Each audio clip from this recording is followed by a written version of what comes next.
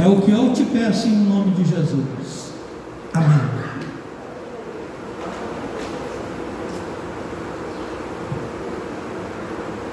Glória a Deus. Meus amados e queridos irmãos, em meia hora, aproximadamente aí 25 minutos, temos para estar trazendo esta palavra para os irmãos. Quero, antes de entrar na palavra do Senhor, dizer aos irmãos que esta palavra vai estar liberada no canal da igreja, que é a Assembleia de Deus em MAP.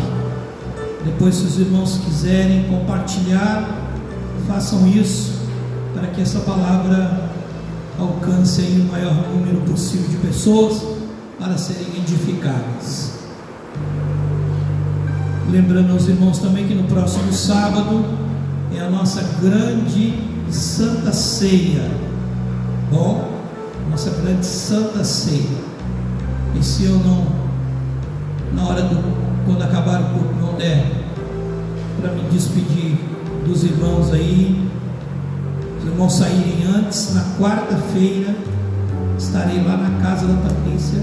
Bom, Patrícia, quarta-feira, segunda-feira eu acabo um servicinho aqui, dou o fecho dele. Na quarta-feira eu vou estar trabalhando lá na casa do Vanderlei, se Deus assim permitir. Tá bom, Vanderlei?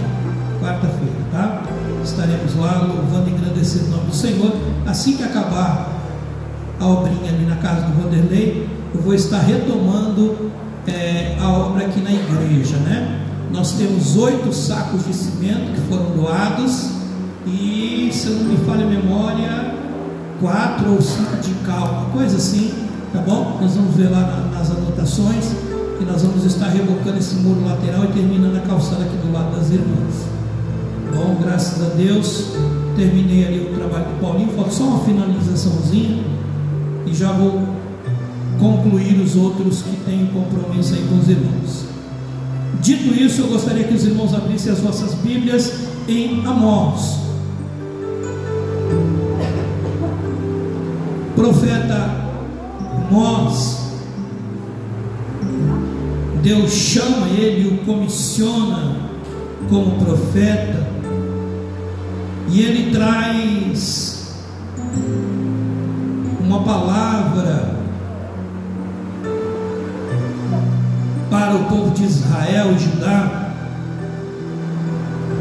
E o interessante é que ele fala que ele não era profeta, né?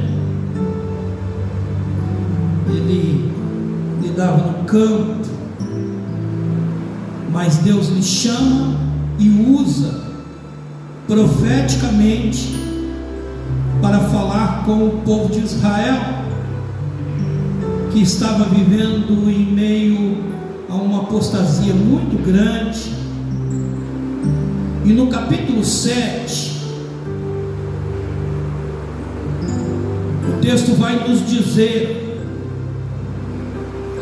capítulo 7 de Amós, versículo 7, que diz assim: mostrou-me também isto, eis que o Senhor estava sobre um muro levantado, a prumo, e tinha um prumo na mão. O Senhor me disse: que vês tu, Amós? Eu respondi: um prumo. Então me disse o Senhor: eis que eu porei o prumo no meio do meu povo de Israel, e jamais passarei por ele. No capítulo 8, no versículo 5, ele também diz assim, dizendo: quando passar a festa da lua nova, versículo 5 do capítulo 8 de Amós, dizendo: quando passará a festa da lua nova para vendermos os cereais, e o sábado para abrirmos os celeiros de trigo, diminuindo o efa e aumentando o ciclo, e procedendo dolosamente com balanças enganosas? Amém? Meus amados e queridos irmãos, no tempo que Deus usa o profeta Amós para falar com o povo de Israel, eram tempos tão difíceis, e Deus tinha usado expressões tão fortes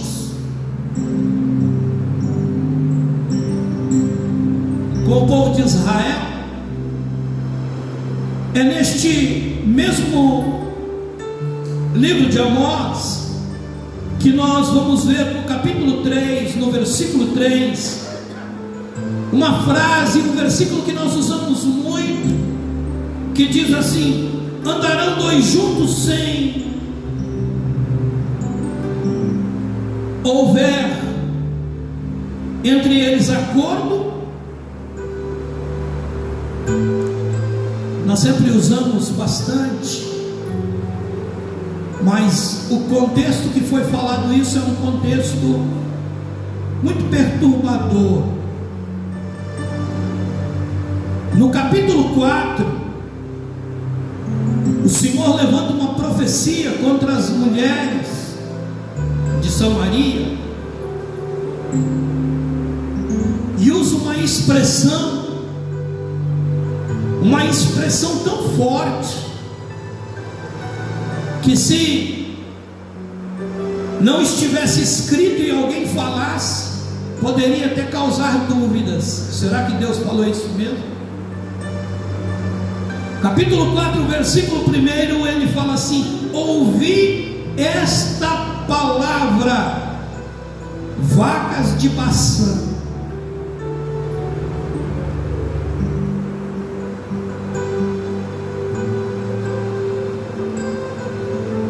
Ele usa estes termos de uma forma tão dura, porque o povo tinha se corrompido de uma tal forma que eles estavam fazendo as coisas com dolo. Os irmãos sabem que a diferença de uma sentença, uma pessoa ser sentenciada com uma pena branda e uma pena bem dura e áspera, é a forma com que ele praticou o crime. Existem duas formas: a forma dolosa e a culposa. A culposa é aquela que a pessoa cometeu o crime, mas não teve a intenção. Por exemplo, a pessoa vai andando de carro e de repente entra alguém na frente e ele atropela. Ele atropelou, né? Atropelou, mas não teve dolo. Então isso é considerado uma forma culposa. Tem culpa pelo acidente, mas não teve dolo, então a pena é abrandada. Mas quando tem dolo é diferente, né? Vou citar o mesmo exemplo. Uma pessoa está parada num ponto de ônibus e a outra pega com raiva o carro de uma pessoa que está parada no ponto de ônibus e vai e joga o carro em cima. Atropelou também. Só que neste caso teve dolo, teve a intenção de ferir. Só quem sabe quando há dolo ou não é Deus. As evidências mostram, mas Deus é que conhece o coração. E tanto os advogados, Ministério Público que acusa, quanto os advogados de defesa, eles vão lutar para provar a inocência, ou aquele para provar o dolo, e o juiz determina se houve ou não houve. No caso de Israel, que estavam vivendo esta situação, Deus achou dolo. Eles estavam agindo de uma forma consciente, fazendo maldade, o mal, a ponto de o Senhor Deus usar expressões de tamanha dureza contra este povo. Mas eu quero falar nesta noite, dando este breve resumo do livro. Eu quero falar sobre dois instrumentos que Deus tem na sua mão. No versículo 7 do capítulo 7, Deus está em cima de um muro edificado, feito a prumo, com um prumo na mão. E ele pergunta a Amós: o que vês, Amós? E Amós responde: eu vejo um prumo. E o Senhor fala: eu vou colocar um prumo no meu povo. Meus irmãos, o prumo, ele é usado até hoje, e é uma das ferramentas mais importantes da construção civil. No anel do engenheiro tem o teodolito. Teodolito é uma ferramenta que apruma a edificação. Ela dá o nível e o prumo de uma edificação. No anel do engenheiro de formatura, o símbolo da engenharia é um teodolito, que é o prumo eletrônico moderno. Eu, na faculdade católica, tive a oportunidade de operar um eletrônico. Para nós, alunos da faculdade, de tirar o teodolito da onde estava ali, a gente tinha que assinar um termo, né, de responsabilidade, embora fôssemos alunos, né? E Deus fala: olha, eu vou colocar um prumo. E aqui eu gostaria que os irmãos compreendessem para que serve o prumo. O prumo, ele serve para levantar uma parede de uma edificação. Ele serve para levantar uma casa, um prédio, um sobrado. Ele serve para colocar algo que esteja na horizontal de uma forma perfeita. O prumo, ele dá a exatidão de uma obra que está perfeitamente alinhada e reta. De vez em quando a gente vê alguma parede torta, e na construção civil muitas das vezes a gente brinca e fala assim: o reboco conserta.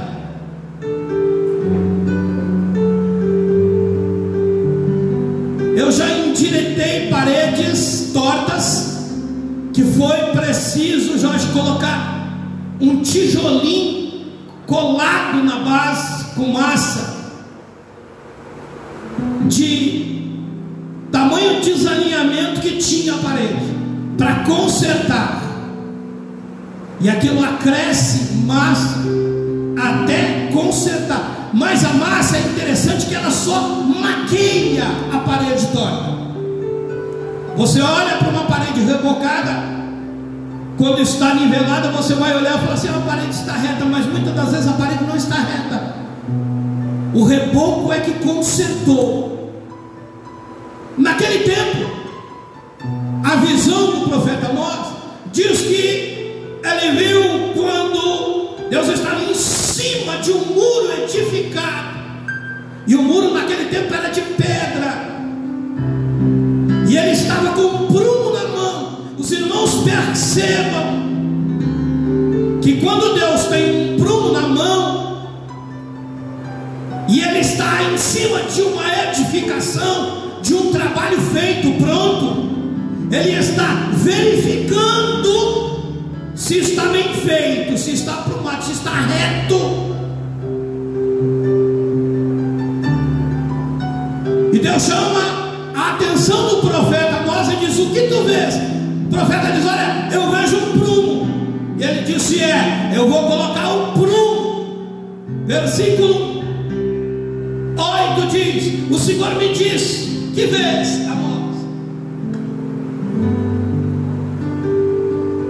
E ele respondeu: um prumo. Então me disse o Senhor: eis que eu porei o prumo no meio do meu povo de Israel, e jamais passarei por ele.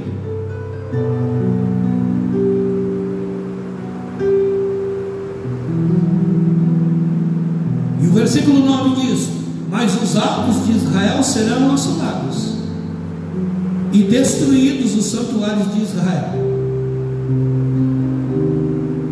e levantar-me-ei com a espada contra a casa de Jeroboão. Deus tinha falado assim: olha, eu vou colocar o prumo para mostrar para o meu povo que a edificação, a obra está errada. Mas o que Deus estava querendo dizer àquele povo? Deus estava dizendo: olha, eu estou reprovando as obras que este povo tem feito até hoje, tem edificado até hoje. Os irmãos vejam que Jesus Cristo, ele diz uma parábola do homem sábio que edificou a sua casa na rocha, e o homem que não era sábio, algumas traduções vão chamar de louco, ele edifica a sua casa na areia. E a Bíblia diz que quando levantaram as águas, vieram as chuvas, deram sobre aquela casa. A casa que estava edificada na rocha permaneceu, a casa que estava edificada na areia caiu. O Senhor queria dizer com estas palavras que as pessoas têm que construir as suas vidas em cima de um fundamento sólido sobre Cristo, que é a rocha. Pastor, como se faz isso? Você tem que andar na presença de Deus, fazer o que é certo, buscar a correção, andar direito, fazer a vontade de Deus, ser uma pessoa de bem, correta, buscar a verdade. Você está edificando a sua vida em Cristo, porque Ele é a rocha. Mas no caso de Amós, a edificação já estava pronta, o povo já estava com o caráter formado, e as obras eram ruins. E ele disse: olha, eu vou colocar o prumo para mostrar que isso aí está torto, está errado. E eu não vou passar, não vai passar em branco essa edificação. Se você construir, trabalhar num prédio onde tem um encarregado ou o dono da obra, se você levantar uma parede que não está de acordo com o padrão estabelecido pelaquela firma, se passar um encarregado, ele vai dizer para você: derruba isso e faz de novo.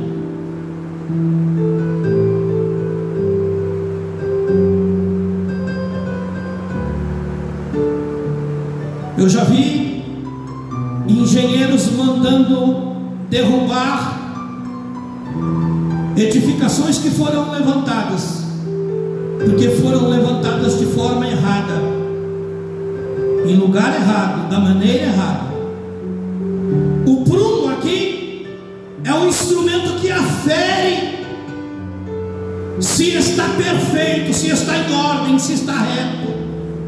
Meu irmão, eu quero que você entenda nesta noite que Deus, Ele nos observa, Ele vê, e a visão de Deus é uma coisa extraordinária, porque Deus, Ele não vê como vê o homem, Ele conhece o coração. Foi isso que Deus falou para Samuel, quando foi escolher Davi como rei. Ele diz: olha, Deus não vê como vê o homem, Deus conhece o coração. Então Deus sabe se tem dono ou se não tem, porque muitas das vezes a pessoa faz um trabalho mal feito porque não sabe fazer.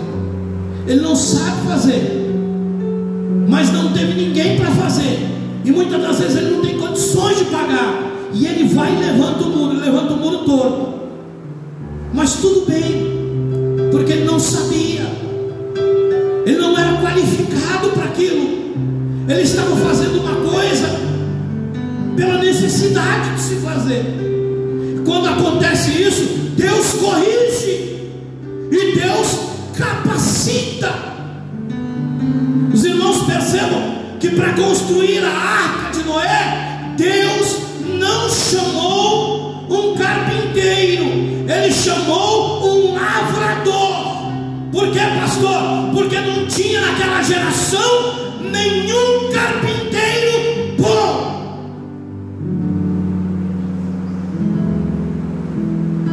Todos eles juntos eram ruins. A Bíblia diz que Deus observou a raça humana e não viu ninguém que fosse digno.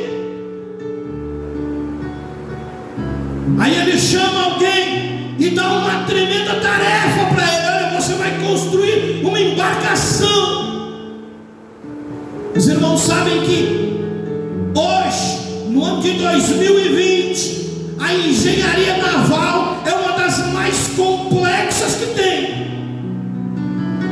Para se construir navios é uma engenharia de top,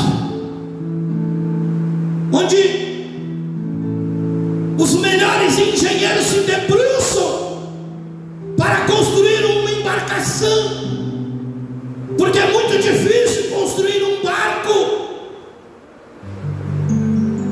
das dimensões que Deus deu, sem a ferramenta adequada, sem o material adequado. E Deus vai falar para ele: olha, Noé, você vai fazer uma arca. A Bíblia diz que Deus deu a planta, Deus deu o projeto, incapacitou Noé para fazer. Muitas das vezes nós não queremos trabalhar na obra do Senhor, não queremos fazer aquilo que Deus nos capacitou. Achamos que se a gente não fizer, para.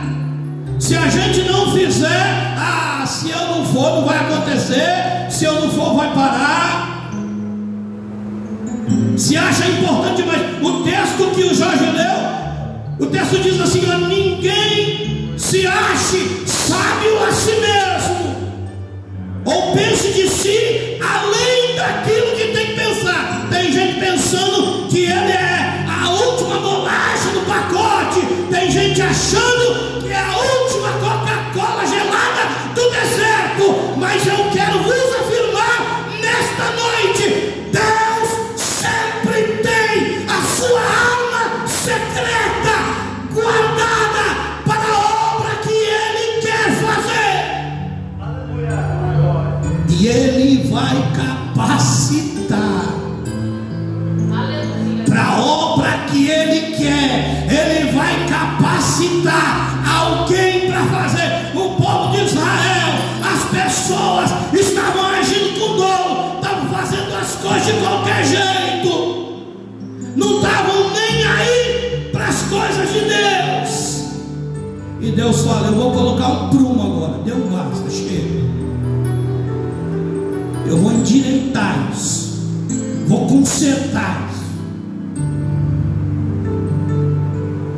E no versículo 8, além do prumo que Deus tinha na mão para consertar um povo doloso, que agia com dolo,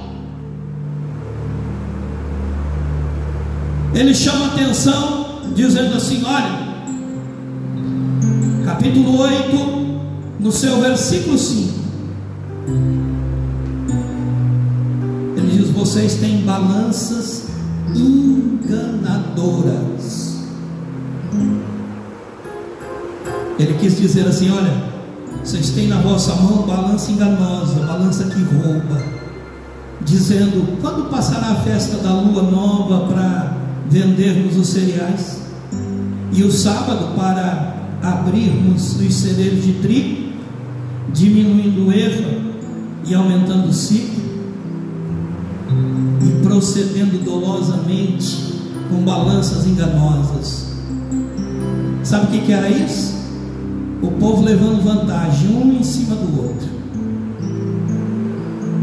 Não tinha amor, não tinha companheirismo, não tinha amizade, fazia tudo com dolo, tinha balança enganosa, e eles roubavam tudo, hein? Era no erro, a balança era enganosa.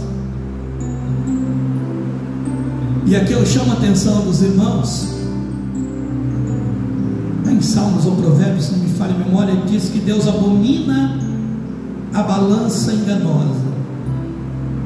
Eu quero explicar rapidamente para os irmãos e já vou concluir aqui. A balança é o símbolo da justiça. Os irmãos sabem que o símbolo da justiça é uma mulher vendada segurando uma balança na mão. Por que tem uma venda nos olhos? Tem gente que fala que a justiça é cega, porque a venda está nos olhos. É uma interpretação errada. A venda nos olhos significa imparcialidade. Ser imparcial. Imparcialidade é aquilo que você julga, aquilo que é certo, e ponto final. A Bíblia diz que a balança desse povo estava errada. Jó fala para Deus, pode me pesar em balanças fiéis, porque Jó sabia da sua retidão. Sabe o que significava o que Deus, quando Deus olhou que o povo estava procedendo assim, ele diz, eu vou colocar o prumo, porque eu sei que está errado. E ele chama atenção para a balança, porque o senso de justiça daquele povo já não era mais o mesmo. Um dos 4 cavaleiros do Apocalipse traz uma balança na mão. A Bíblia diz que Jesus Cristo hoje ele é nosso advogado, mas no dia do julgamento final ele vai ser juiz, e na sua mão vai ter uma balança,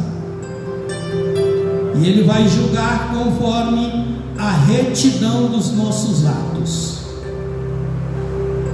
Meus amados irmãos, isso é uma coisa tão séria, que se a gente imaginasse isso, a gente ia tomar cuidado com o que fala e com as nossas ações. Deus estava falando, olha, a balança de vocês está errada, está roubando. Sabe o que significa isso? Que o senso de justiça pendia por um lado só, não tinha equilíbrio.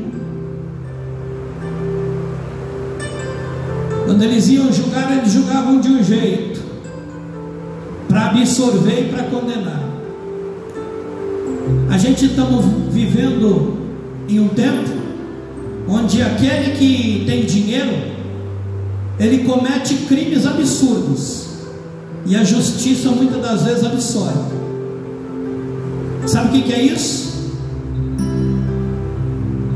É ser parcial no julgamento, é ter um lado na hora de julgar, é usar o poder atribuído. Quando cabe a alguém julgar, é usar o seu poder de juiz para condenar o inocente. Mas por que Deus chama a atenção do povo de Israel sobre as suas balanças? Porque a justiça não era mais o que reinava naquela nação. Meus irmãos, quando o crente perde o senso de justiça, a incredulidade invade o seu coração. Ele começa a enfraquecer na fé. Ô pastor, o que é isso?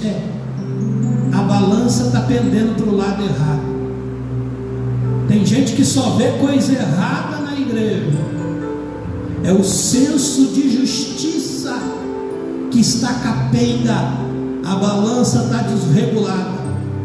O Senhor chama a atenção em uma de suas parábolas, dizendo de um homem que chamava a atenção do arqueiro que estava no olho do seu irmão e não via que tinha uma trave no seu. Sabe o que significa isso? Que o senso de justiça está desnivelado. Quando o nosso olho só consegue ver aquilo que está errado, mas nós não conseguimos fazer uma retrospectiva e olhar dentro de nós e dizer: no que será que eu estou errando? O que será que eu preciso melhorar? O que será que eu preciso fazer? Os irmãos percebam que a Bíblia vai dizer que a candeia do corpo são os olhos. E eu termino aqui pelo avançado das horas. Passei 5 minutos. Mas o texto diz que a candeia do corpo são os olhos. Quando os olhos são ruins, a Bíblia diz que todo o corpo é tenebroso, é mau. E quando os olhos são bons, tudo é bom. Uma pessoa que tem um senso de justiça, que Deus está na vida dele, ele consegue enxergar o lado bom de tudo, até daquele que faz mal a ele. Ele consegue enxergar o bom. Como assim, pastor? Se alguém lhe fez mal, foi porque Deus permitiu, para ser uma vara de correção em alguma coisa que você estava fazendo errado. E a pessoa que tem um senso de justiça, em que a balança está perfeitamente ligada com o Senhor, ele consegue enxergar que Deus está no controle de qualquer e toda situação, e ele não vai passar por uma situação de dificuldade sem que o Senhor perceba. Meu amado e querido irmão, se nesta noite a nossa vida estiver aprumada, vamos dar glória a Deus. Se não tiver aprumada, vamos ter coragem de falar: Senhor, derruba e faz de novo. Usa a tua justiça para aprumar a minha vida, para me dar uma postura de crente.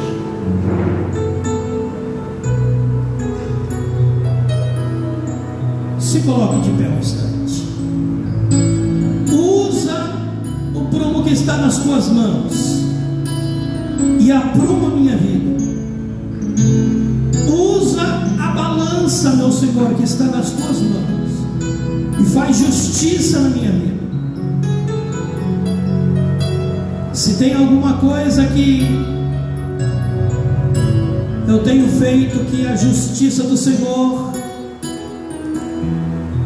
tem sido prejudicada, tem sido desnivelada, é o momento de nós falarmos: Senhor, nivela, pesa de uma forma correta. Me ajuda a compreender a tua vontade, o teu querer. Me ajuda a ter na minha boca uma palavra de sabedoria para edificar. Abre os meus olhos para que eu comece a ver a tua boa mão me conduzindo. Porque muitas das vezes a gente só vê a dificuldade e não vê a mão de Deus nos guardando da dificuldade. Os discípulos, eles perceberam que o mar ficou revolto, perceberam que a natureza